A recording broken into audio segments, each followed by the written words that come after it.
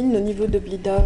On est spécialiste en didactique du FLE. Didactique, c'est tout ce qui a trait à l'enseignement-apprentissage du français langue étrangère dans un milieu, je dirais, étranger, donc là où le français n'est pas langue maternelle.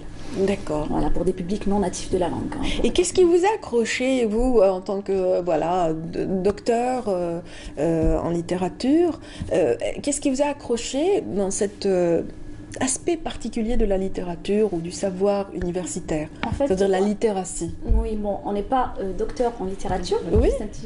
D'accord. On est plus dans, c'est vraiment l'enseignement et l'apprentissage du français dans un milieu étranger. Donc la littérature, c'est un autre champ disciplinaire. Ce qui nous a accroché, tout simplement, ça m'encourage encore plus à poser cette question. Qu'est-ce qui vous a intéressé dans la littératie? Vous avez bien raison. Oui.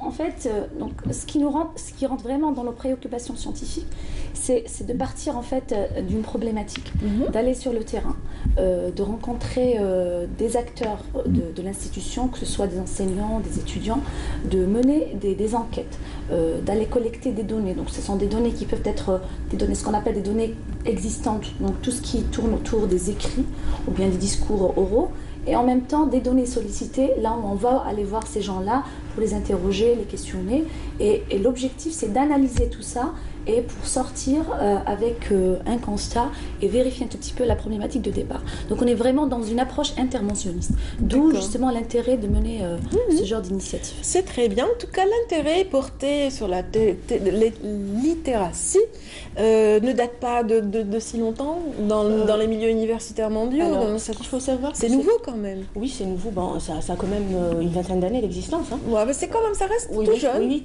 tout jeune par rapport à la didactique, par rapport à la recherche. Voilà. Tout à fait. Il faut savoir que les littératies universitaires ont d'abord émergé aux États-Unis. Ensuite, ils ont été pris en charge en Grande-Bretagne. La Belgique a aussi sa part contribué au développement des littératies universitaires.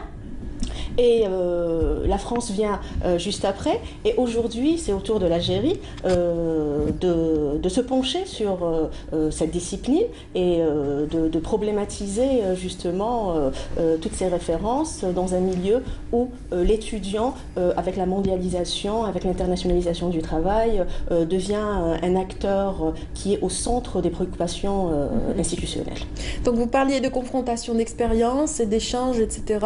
Donc justement, vous allez recevoir tout un panel de responsables, plutôt d'experts et de chercheurs en la matière. En l'occurrence, je citerai peut-être le nom d'Isabelle Delcambre, qui vient de l'île 3. De l'île 3, oui, tout à fait. Donc eux vont permettre justement de parler de cette expérience menée ailleurs. Tout à fait. Il faut savoir que le professeur Isabelle Delcambre est l'une des pionnières dans la discipline en France. Oui. Et elle va nous faire part de son expérience dans le cadre d'une conférence qu'elle donnera demain à la cérémonie d'ouverture, où elle va justement présenter le champ des littératies universitaires, de son développement, et elle va aussi parler du développement de ce champ en Algérie. Parce que ce qu'il faut savoir, c'est il y a une dizaine d'années, à partir des années 2000, avec l'initiative de l'école doctorale algéro-française, des thèses de doctorat ont été élaborées dans le champ des littératies universitaires. C'est ce qui a fait bouger les choses en Algérie. Et donc, on espère que notre colloque va permettre justement de se tirer des recommandations. Oui, le colloque sera abrité justement par l'université de Blida. Et justement, si on devait fermer un peu davantage.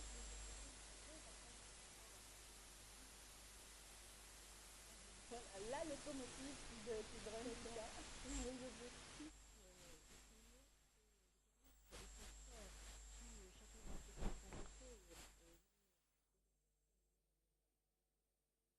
De se rencontrer, d'échanger, de nous faire part de leur expérience, justement pour réfléchir et analyser les méthodologies utilisées afin de mettre, si vous voulez, une charte sur des recommandations, sur les pratiques à envisager vers le futur. Voilà. Très bien, donc si on peut situer un petit peu les objectifs, on peut. Oui, vous pouvez compléter ou reprendre, oui. Alors en fait, depuis la diffusion de l'appel, hein, il faut le signaler, on a reçu quand même plus de 100 propositions de communication. Oui. On a retenu 53 qui seront donc présentées par, je dirais, 64 participants qui nous viennent quand même de partout, hein, de l'étranger déjà. C'est excellent. Les États-Unis, la France, en majorité le Maroc et l'Égypte. Et en même temps, on a des participants qui nous viennent de plusieurs wilayas du pays. Donc on a Annaba, Mascara, Betna, plein d'autres. Et du coup, donc, à part, donc, au-delà de la conférence qui sera animée par Madame Isabelle Delcambre, on en a une deuxième qui sera présentée par Karima Aïd-Dahmen. Elle est professeure en sciences du langage et elle vient de l'université d'Alger 2. Très bien. Au-delà de tout ça, on a prévu aussi des ateliers, donc des ateliers, de riches ateliers francophones, arabophones, téléphones et puis anglophones, voilà, dans 4 langues. Autour de thématiques très très variées, qui s'inscrivent dans plusieurs axes qu'on avait justement cernés dans l'argumentaire, que je pourrais citer. Donc on a lire et écrire, donc savoir lire et savoir écrire. On a aussi des recherches qui s'inscrivent dans ce qu'on appelle l'effet du numérique dans la formation et l'acculturation aux écrits, et puis aussi l'impact du milieu plurilingue dans la formation de l'écrit.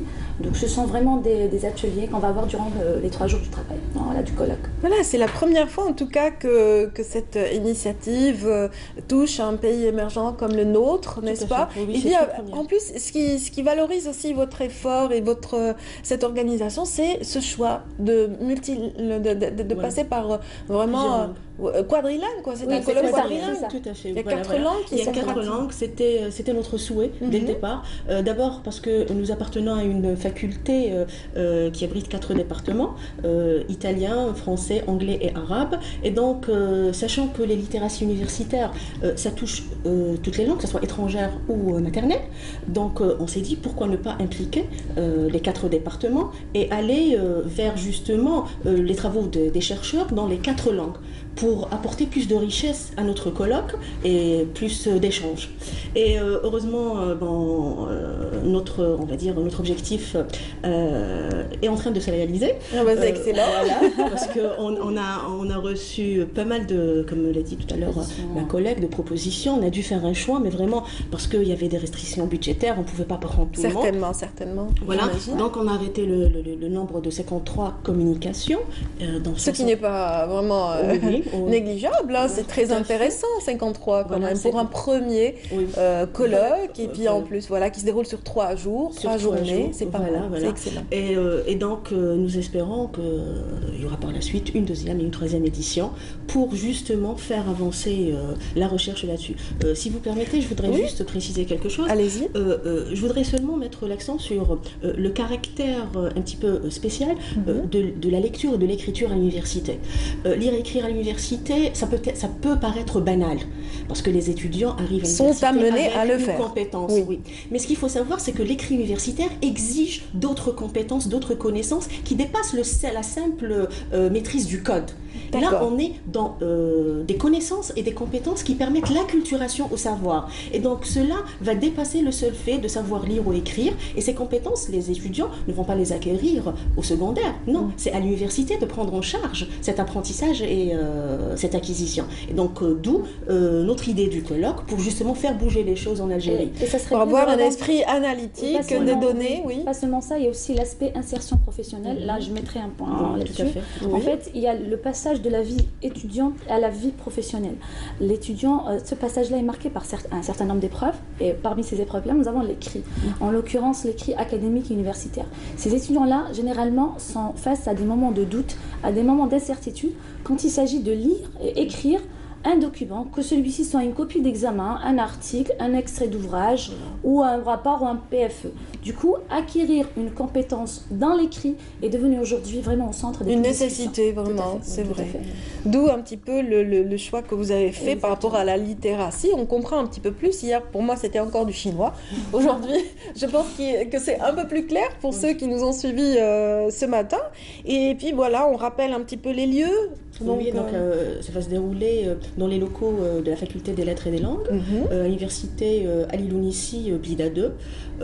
Alors, nous avons une toute c'est jeune... le 7, le 8, le 7, 8 le et 9 novembre prochain. Voilà. Ça dure dès demain, quoi. Dès demain, voilà. Dès demain, coup sur 3 d'envoi. jours. Déjà, notre équipe est en train de travailler. en ce maintenant. moment. Oui. Voilà, on leur fait un petit coucou. On est une jeune équipe de 10 docteurs de plusieurs départements. Si vous permettez, je peux citer les noms. Allez-y, rapidement. les plus importants. Voilà, bien sûr. Dr Houda Akmoun, Nawal Bourkaïb Sassi, Saïdoun Souad, Ferroukhi Karima, Samir Hachadi, Melzi Halim, Adou Marwan et notre attaché de presse qu'on salue, Ben Jafar Kamel. Voilà. Très bien, c'est grâce à lui, j'imagine que vous êtes là. En quelque sorte, oui. Et puis on n'oublie pas le président du colloque, notre doyen de la faculté des lettres, c'est Mohamed Saïd Abdelli. On le salue. Voilà. Et puis voilà, donc du coup je pense qu'on a fait le tour, hein. On n'a oublié personne. Oui. Et on aimerait aussi remercier nos sponsors qui nous ont aidés à mener à bien.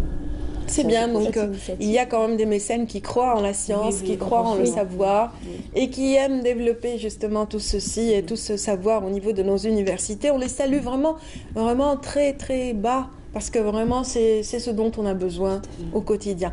Merci beaucoup, Wahib Imen. Merci à vous. Merci également à Lamia Khanouch. Khanouch.